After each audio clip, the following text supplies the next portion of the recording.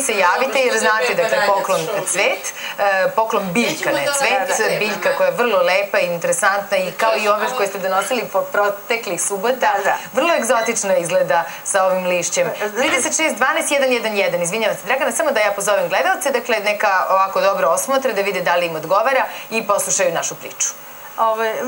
Više puta sam ja govorila o krotonu, međutim kroton sam izabrala jutros baš zato što je ovako tamno, hladno i tako dalje, nekako nas malo razonodi. Nas ova lepota jednog od najlepšeg cveta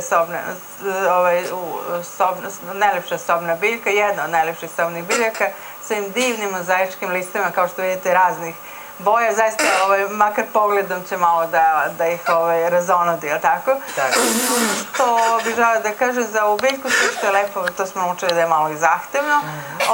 Ono što je za ovu biljku karakteristično i o čemu jedino treba da vodite računa, znači ne odustajte kad je u pitanju nega ovog divne sobne biljke, je samo to da njoj nedostaje relativna vlažnost, visoka relativna vlažnost. I znači, to ćete vrlo jednostavno postići na dva načina. Ili ćete staviti saksiju tako na jednu podlošku, a podlošku već isut sa vodom.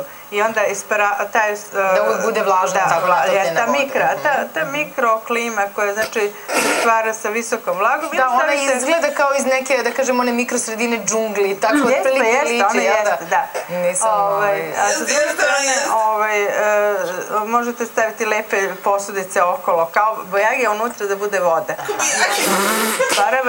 I hrani se i tako da čuva u svoju lepotu i egzotiku. Dakle, ona je tako zapravo negde crvena, negde naranđasta, negde žuta, je li tako? Jeste, ona je uopšte tako uvijek, može biti zelenije, crvenije, malo su otpornije te crvenije i jedino za amatere, što želim da kažem, ona nije baš preporučiva za razmnožavanje. Znači, amateri malo teže bi to uradili. Pa dobro, onda čuli ste nas, a mislim da ste se vi već javili, iako smo mi priču ispričali, dakle, uzmite se u koštac sa ovom lepom biljkom, neka to bude jedan od izazova, jer sve o čemu treba brinuti u životu, zapravo jeste jedan izazov i test nas sami, koliko smo spremni da ne brinemo samo o sebi, biljkama, deci, kućnim ljubimcima, sve jedno, mnogo je obaveza koje čovjek može sebi da nametne, a da mu one prijaju i da postanu deo njegovog života. Hvala vam, Dragana.